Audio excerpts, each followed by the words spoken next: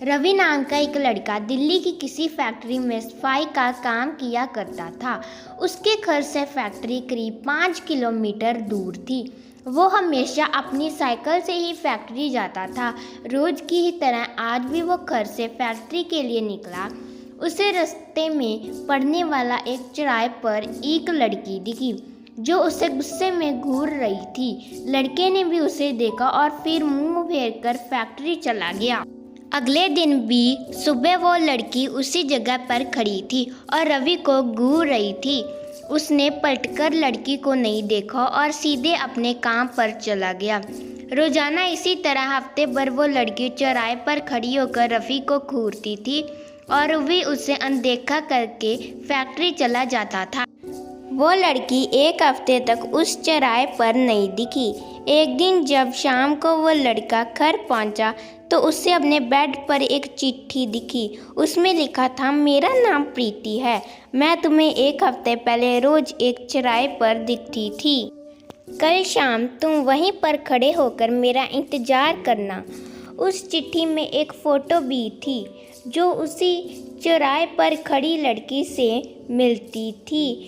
लड़के के मन में हुआ कि आखिर इसे मेरा घर का पता कैसे मिला होगा और ये चिट्ठी मेरे बेड तक कैसे पहुंची। इसी सोच के साथ वो सो गया। अगले दिन उठकर जब काम में जाने लगा तो उसे चिट्ठी वाली बात याद आ गई। शाम को वो उस चौराहे पर पहुंचकर उस लड़की का इंतज़ार करने लगा।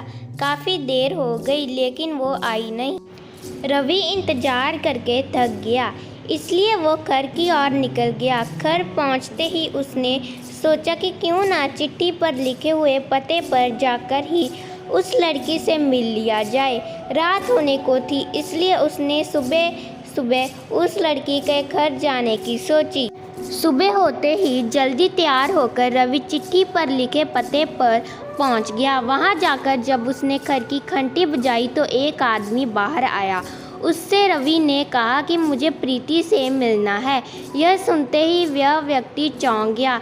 जवाब में उसने कहा, क्या प्रीति से मिलना है? उसे मरे हुए तो 2 महीने हो गए। तुम्हें अब उससे क्या काम याद आ गया? यह सुनते ही रवि के होश उड़ गए। डर के मारे शरीर कांपने लगा।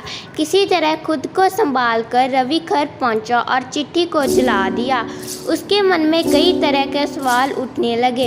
उसने सोचा कि वो लड़की जो मुझे रोज दिखती थी वो भूत थी। मुझे एक भूत ने चिट्ठी भेजी थी। यही सोचकर वो घर में दुबक कर बैठ गया। उस दिन से रवि ना तो रास्ते में किसी को देखता और ना ही किसी अनजान इंसान के बारे में सोचता था।